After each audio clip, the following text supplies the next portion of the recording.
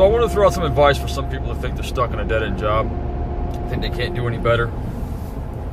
You know, you got to change your mindset. Again, this is about mindset. That's where it all starts. People don't get it, but it does start there.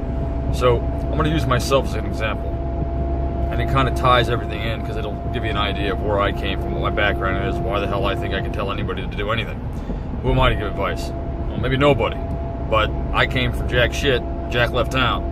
And yet here I am as a business owner with assets and income-producing properties, and I'm doing real good. So maybe you want to listen to me because this wasn't handed to me by any stretch of the imagination. So I started out as a busboy, Chinese restaurant. And as a busboy, I was just supposed to bus tables. That was my job. But, you know, I didn't stand my ground back then, and the boss, hey, the bathroom needs to be clean. So I started cleaning bathrooms, started cleaning floors. So I ended up doing basically all the cleaning. So I could have been pissed off every single day and said, this job sucks, I'm going to quit. But I didn't. What I did is I did it the best I could possibly do it. And I had a system down as to how I was going to take care of it, because that's what I do. I multitask, I pay attention, I try to better my position, I try to put value into where I'm doing something. So that's what I did. And this was when I was young, I didn't know shit. I still did it then. You should do that now. What I'm getting at is, I got to a point where I started watching the kitchen and what was going on in there. It was a disaster zone. I'm kind of an organized person. So I worked my way into the kitchen and said, look, I finished up out here, you're going to tidy up here. And you don't just start fixing shit, because, you know, especially in that profession, you got chefs have things the way they want them. You don't just dive in. You ease yourself in. Try to add value to a situation. So I did. And he was like, yeah, I don't have time for this, the cook.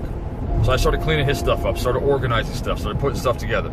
And then all of a sudden, I'm adding value to my position. Now it's almost expected of me. Now I'm not getting paid anymore yet.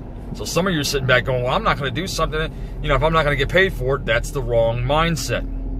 Add value to yourself, and then you can leverage yourself later on. So I started doing those things. And slowly but surely, we had a rush of people come in one time. I'd been watching how they made the egg rolls. So I said, hey, I can jump in and make a couple of these. I've seen you guys do it. So I did.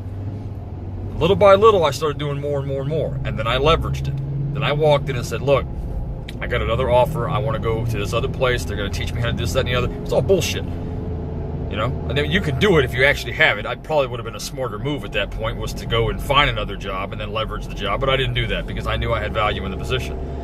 So they took me out of being busboy. They hired somebody else just to do that stuff. And I'm not ragging on anybody who cleans or does anything like that. Do it. Do what you got to do. But you don't have to do it forever. Unless you're going to turn it into something.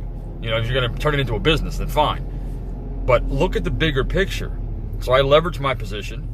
And eventually, I was a cook. Well, I was underneath the main guy, but I was basically cooking things. So you're going to a Chinese restaurant, and I'm doing the back, making the egg drop soup and slapping together some of the fried foods and you know, making fried rice and things like that, prepping it in the mornings. So that's what happened. So from there onward and so forth, and then I got construction jobs, and I did the same thing everywhere I went. Started out as a grunt, added value to myself and my position, and worked my way up. That's the mindset you want to have. That's what you want to do with everything you do. You can't look at it like, well, I'm not going to make the owner more money. Yeah, doing better will probably do that. But what does it do for you? What value does it add to you? And then you can leverage that value and start making more money because you're worth more money. People see that kind of shit. They don't want to lose that. They would rather hire someone else with the wrong mindset to do the grunt crap and keep you because they know they can count on you, and they see what you're doing. They see what you're able to add to their company. And eventually, hopefully, it's your company or something you're doing. But that's a stepping stone. This all starts with mindset. So that's my 2 cents and kind of my background. There's a lot more to it, but there's just not enough time to explain everything that I've been through. So for now, that's my little 2 cents on that. Change your mindset, add value to yourself and your position, and you'll constantly climb up the ladder. It'll happen. There you go.